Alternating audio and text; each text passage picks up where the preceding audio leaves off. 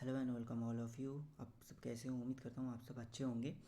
तो आज का जो हमारा वीडियो है, एनालिसिस कैसे करना चाहिए स्टॉक मार्केट में, ठीक है।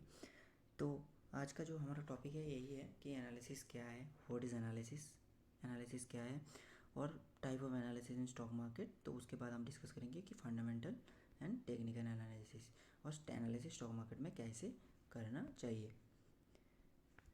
तो गाइस चलते हैं, हम अभी देख लेते हैं कि एनालिसिस क्या है। सो ये आप देख सकते हैं, सिंपल डेफिनेशन है एनालिसिस का। तो मैं एक बार आपको पढ़ के सुना देता हूँ ये क्या है। तो एनालिसिस क्या है? Analysis is the process of compiling and reviewing the information with the objective of forming conclusion, explaining why something happened और recommending a course of action. तो अभी हम इसे समझ लेते हैं, ठीक है। प्रॉपर जो सिंपल लैंग्वेज है हमारा, उस पर समझ लेते हैं। ये तो हो गया किताबी लैंग्वेज, ठीक है। देखेंगे कि एनालिसिस क्या है। एनालिसिस कैसे होता है? कोई भी आप इंफॉर्मेशन को अगर रिव्यू करते हो एंड उसके ऊपर डिपेंड करके अगर आप कुछ एक्शन लेते हो या फिर कुछ नतीजे पे पहुंचते हो, तो इसका जो ये जो प्रोसेस है उसे हम कहते हैं एनालिसिस। तो basically analysis is a process जहाँ पे आप किसी भी चीज़ का रिव्यू करने के बाद जो डिसीजन लेते हो, क्या हुआ और कैसे हुआ, क्यों हुआ, course of action, so that is called analysis. तो स्टॉक मार्केट में भी सिमिलर है, ठीक है। तो हम देखेंगे आगे अभी type of analysis in stock market. तो फंडामेंटल एनालिसिस क्या है एंड टेक्निकल एनालिसिस क्या है वो हम डिटेल्स में समझेंगे, ठीक है, थोड़ी देर में। तो अगर आपने यहाँ तक हमारा वीडियो देख रहे हैं तो प्लीज़ चैनल को सब्सक्राइब कर दीजिए, और आपको ऐसे ही मज़ेदार और भी जानकारी और भी नॉलेजेबल वीडियो मिलते रहेंगे अपने चैनल पे, ठीक है। तो आप प्लीज़ सब्सक्राइब कर दीजिए हमारे चैनल को। ओके, सो अभी हम डिस्कस कर लेते हैं फंडामेंटल एनालिसिस क्या है और कैसे किया जाए। सो स्टॉक मार्केट में इन्वेस्ट करने से पहले आपको एनालिसिस करना होता है, ठीक है। तो आप किस किस टाइप का एनालिसिस कर सकते हो, तो हमने अभी डिस्कस किया कि फंडामेंटल एनालिसिस होता है, टेक्निकल एनालिसिस होता है, ठीक है। साथ में एक और चीज़ होता है जिसके बारे में कोई बात नहीं करता, दैट इज़ साइकोलॉजी।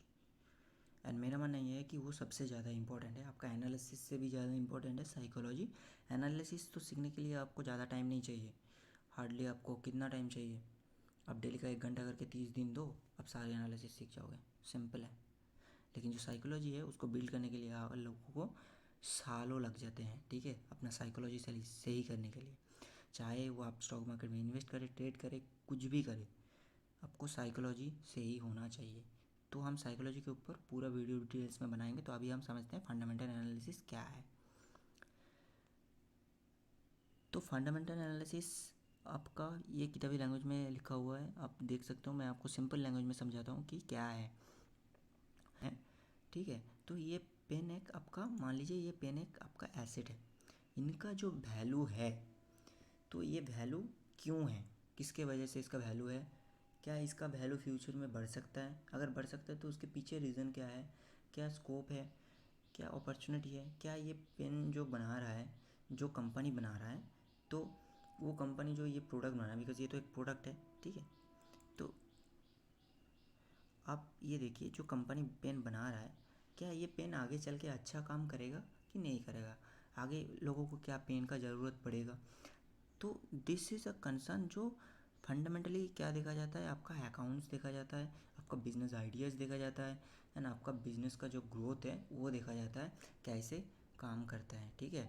तो ये होता है आपका फंडामेंटल एनालिसिस, जिसमें आपको एक किसी भी एसेट का, किसी भी स्टॉक का प्राइस का आपको करेक्ट वैल्यू जो है वो मिलते हैं, या आपका जो इंसेंटिव वैल्यू है, ठीक है, वो आपको दर्शाता है। तो फंडामेंटल एनालिसिस क्या उस चीज़ का, उस प्रोडक्ट का सही प्राइस क्या है, क्या वो प्राइस ओवर वैल्यूड है, अंडर वैल्यूड है, या फिर वो प्राइस आपका फेयर वैल्यूड है। तो ये 3 चीज़ डिसाइड करते हैं आपका फंडामेंटल एनालिसिस, ठीक है। आपका बिजनेस का मॉडल कैसा है, ये सारी चीज़ मिला के आपको डिसाइड करना। एनालिसिस बेस किसके ऊपर होता है, आपका इवेंट्स के ऊपर। इवेंट्स इन द सेंस कि आपका जो फिनेंशियल स्टेटमेंट है, जैसे कि रिज़ल्ट आया, फिनेंशियल स्टेटमेंट कैसा है, इंडस्ट्री का ट्रेंड क्या है, तो इसके बारे में हम डिटेल्स में वीडियो बनाएंगे, ठीक है।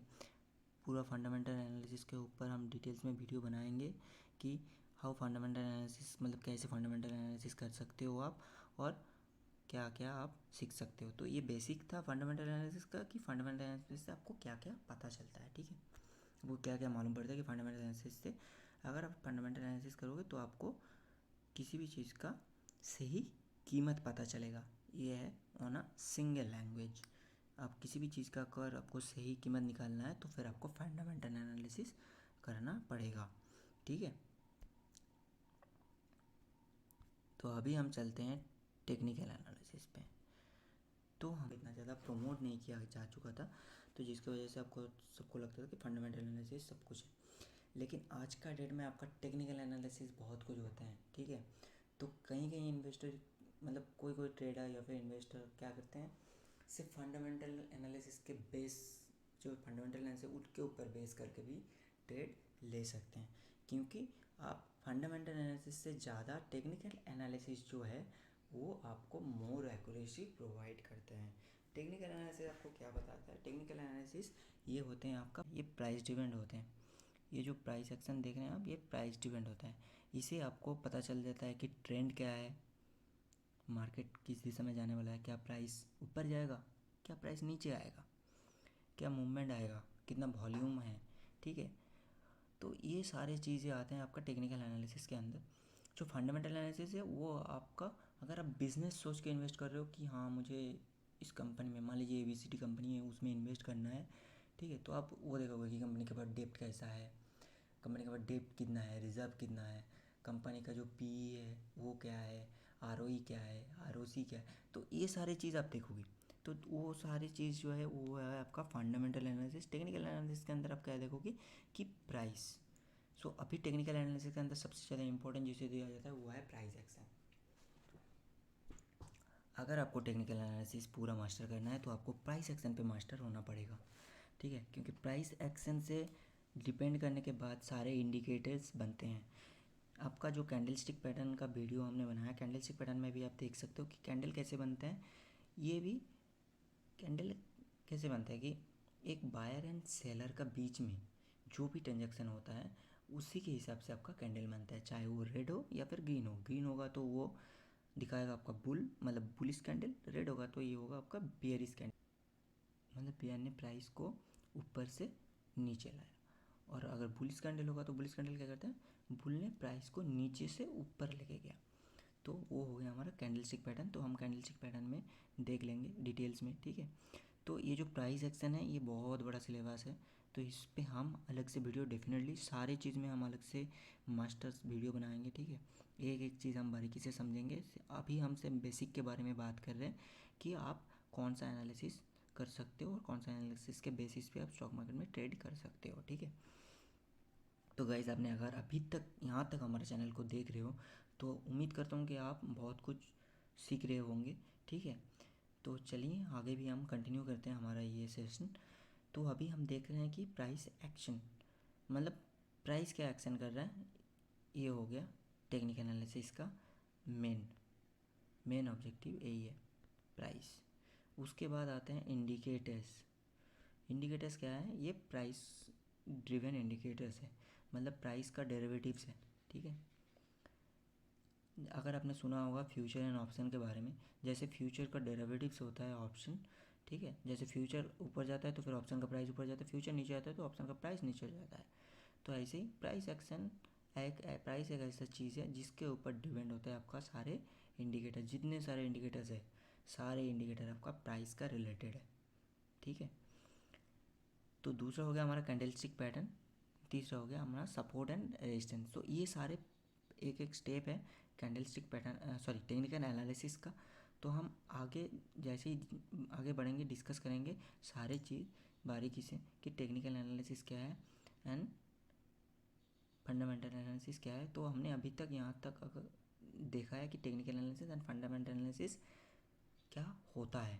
अभी इसका कैसे यूज़ करना है मार्केट पे हम अगले वीडियो में डिस्कस करेंगे, ठीक है। और डिटेल्स में डिस्कस करेंगे fundamental analysis and technical analysis का, कि आप इसे अप्लाई करके आप कैसे इन्वेस्ट कर सकते हो या फिर ट्रेड कर सकते हो और कैसे आप पैसे कमा सकते हो मार्केट से। अल्टीमेटली हम सब मार्केट पे आते ही हैं कि हम मार्केट से पैसे कमाएं, ठीक है। सो गाइस आज का सेशन हमारा यहीं तक है, तो अगले वीडियो में हम बात करेंगे टेक्निकल एनालिसिस के बारे में, देन हम बात करेंगे फंडामेंटल एनालिसिस, और हम बात करेंगे इंडिकेटर्स के बारे में कि इंडिकेटर्स क्या होते हैं और इंडिकेटर्स कैसे काम करते हैं। तो okay guys, till the time, thank you very much for watching this video. Till the time, keep trading and keep learning, and do share and subscribe and like the channel.